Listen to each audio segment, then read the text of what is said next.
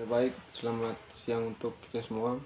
Perkenalkan, nama saya Pauluson Lebih Koban dengan NIM 2423812068.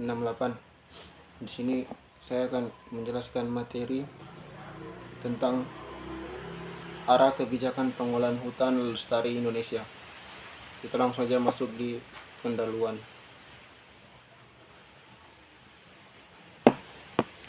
Pendahuluan yang pertama, pengolahan hutan lestari Indonesia merupakan bagian penting dari upaya menjaga keseimbangan ekologi, ekonomi, dan sosial secara berkelanjutan.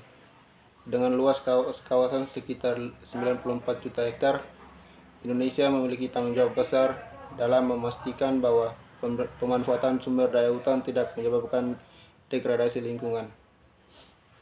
Arah kebijakan pengolahan hutan lestari diarahkan untuk menyeimbangkan fungsi ekologis, ekonomi, dan sosial melalui penerapan prinsip kelestarian, partisipasi masyarakat, serta tata kelola yang transparan.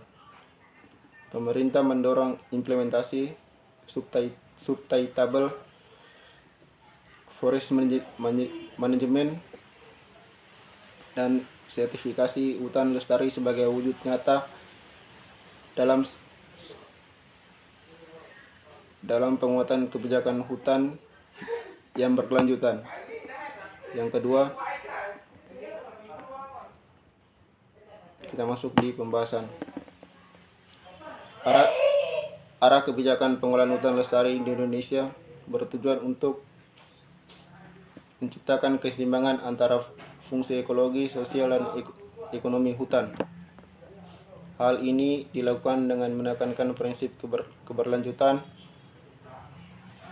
dalam setiap aspek pengolahan sumber daya hutan melalui Kementerian Lingkungan Hidup dan Kehutanan (KLHK) telah menetapkan berbagai kebijakan strategis seperti pembentukan kesatuan pengolahan hutan, penerapan sertifikasi hutan lestari, serta perhutanan sosial.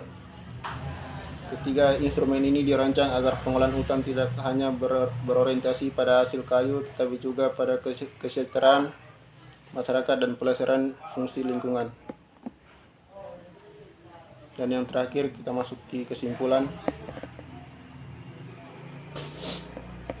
Kesimpulan yang terakhir, arah kebijakan pengolahan hutan lestari Indonesia menekankan pentingnya keseimbangan antara fungsi ekologis, sosial, dan ekonomi dalam pengolahan sumber daya hutan. Pemerintah berupaya mewujudkan hal ini melalui penguatan kelembagaan Kesatuan Pengolahan Hutan atau KPH, penerapan sertifikasi hutan lestari, dan pengembangan perhutanan sosial yang memberi peran aktif pada masyarakat. Selain itu, peningkatan tata kelola berbasis teknologi seperti SIPUN dan SILK menjadi langkah nyata menuju transparansi dan akuntabilitas.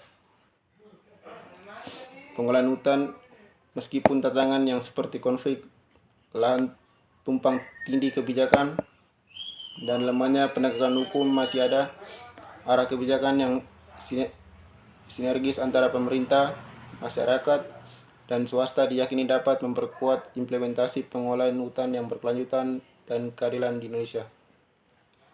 Sekian dari materi saya. Terima kasih dan selamat pagi.